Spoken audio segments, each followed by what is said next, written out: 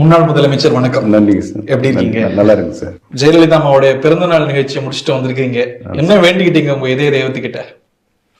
Sir, என்னை பொறுத்தவரையில், என்னுடைய மனசாட்சியை பொறுத்தவரையில், மாண்புமிகு அம்மாவரிடம் தெய்வமாக நின்று இந்த இயக்கத்தை காப்பாற்றியவர்கள் இன்றைக்கு நாங்கள் தெய்வமாக வணங்கி கொண்டிருக்கிறோம்.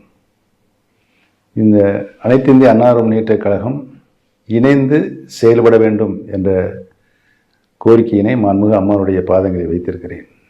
என்னை பொறுத்தவரையில் இணைந்தால் மட்டுமே இதே தெய்வம் புரட்சித் தலைவி அம்மாவுடைய ஆன்மா சாந்தி அடையும் என்று என்னுடைய மனச்சாட்சியின்படி என்னிடம் சொல்லிக்கொண்டே இருக்கிறது.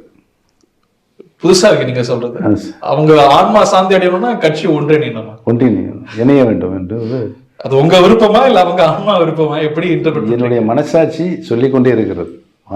அம்மாவுடைய ஆன்மா சாந்தி அடைய வேண்டும் என்றால் அனைத்து இந்திய அண்ணா முன்னேற்றக் கழகம் இணைந்தால் மட்டுமே மாண்புமிகு அம்மாவுடைய ஆன்மா சாந்தி அடையும் என்ற உள்மனசு சொல்லுங்க. என்னுடைய உள்மனசு சொல்லிக்கொண்டே. அறிகுறி இருக்கு அதுக்கு சார்? ஒருத்தருக்கு ஒரு உள்மனசு இருக்குமா சார்? அது என்ன உள்மனதை சொல்லிக்கொண்டு இருக்கிறது? நான் அருள்வாக்கு சொல்லவே நினைக்க வேண்டாம். உள்மனசு சொல்லுங்க. உள்மனசு உறுதியாக சொல்லிக்கொண்டே இருக்கிறது. ஏன்னா அந்த அளவுக்கு அவங்க தியாகம் பண்ணியிருக்காங்க அந்த இயக்கத்திற்கு. எவ்வளவு தியாகம் பண்ணி இந்த இயக்கத்தை நான் ஒரு உச்ச நிலையில் உயர்ந்த நிலையில் கொண்டு நிலைநிறுத்தினேன். இப்படிப்பட்ட ஒரு இயக்கத்தை ஏன் இப்படி சிதைத்து கொண்டிருக்கிறீர்கள் என்ற கேள்வியை மாண்புமிகு அம்மா அவர்களுடைய ஆன்மா கேட்டுக்கொண்டு இருக்கிறதாக நான் நினைக்கிறேன். அம்மாவுடைய ஆன்மா இந்த இயக்கத்தை இணைந்து செயல்பட வேண்டும் என்று மாண்புமிகு அம்மா அவர்கள் நான் வேண்டிக் கொண்டேன்.